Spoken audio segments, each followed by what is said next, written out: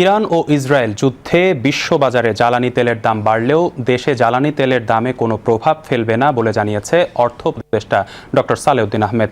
তিনি আজ সচিবালয়ে অর্থনৈতিক বিষয়ক সংক্রান্ত উপদেষ্টা পরিষদ কমিটি ও সরকারি ক্রয় সংক্রান্ত উপদেষ্টা পরিষদ কমিটির বৈঠক শেষে সাংবাদিকদের এই কথা জানান।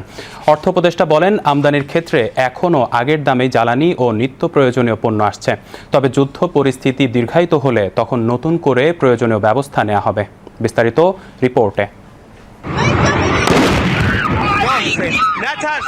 মধ্যপ্রাচ্যে ইরান ও ইসরায়েলের যুদ্ধ পরিস্থিতিতে বিশ্ববাজারে তেলের দাম ক্রমশ বাড়ছে এবং সেই ধারা অব্যাহত রয়েছে।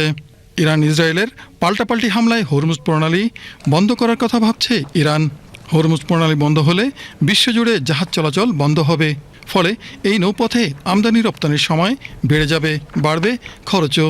ফলে বাংলাদেশের মতো রপ্তানি নির্ভর অর্থনীতির জন্য তা হতে পারে বিপজ্জনক। মঙ্গলবার সচিবালয়ে অর্থনৈতিক বিষয়ক সংক্রান্ত উপদেষ্টা পরিষদ কমিটি ও সরকারি ক্রয় সংক্রান্ত উপদেষ্টা পরিষদ কমিটির বৈঠক শেষে ইরান ইসরায়েলের চলমান সংঘাতে দেশের জ্বালানি তেলের দামে কোনো প্রভাব পড়বে কিনা সাংবাদিকদের এমন প্রশ্নের জবাবে অর্থ উপদেষ্টা বলেন, ইরান ইসরায়েল যুদ্ধের প্রভাবে বিশ্ববাজারে জ্বালানি তেলের দাম বাড়লেও দেশে তেলের দামে কোনো প্রভাব ফেলবে না।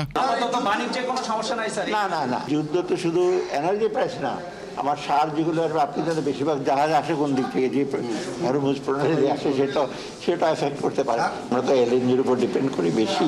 আমরা অ্যাপ্রুভ করলাম এলএনজি সার আনার ব্যাপারটা, যে প্রাইসে করেছে ওরা ইমিডিয়েটলি আজকে তো অর্ডার চলে আসবে। তিনি বলেন, এই যুদ্ধ পরিস্থিতি দীর্ঘ হলে বিকল্প পথের সন্ধানে প্রয়োজনীয় ব্যবস্থা নেওয়া হবে।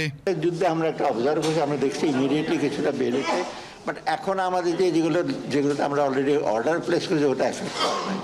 আমরা অবজার্ভ করছি যে গ্যাস প্রাইস বা এলএনজি প্রাইস যদি বেড়ে যায় এটা উইল টেক কেয়ার হবে। আজকে যেটা দিলাম ওটা ওল্ড প্রাইসে ওরা কোট করেছে, ভাগ্য ভালো যে ওই প্রাইসে আমরা পাবো আপাতত, বাট আমরা অবজার্ভ করছি।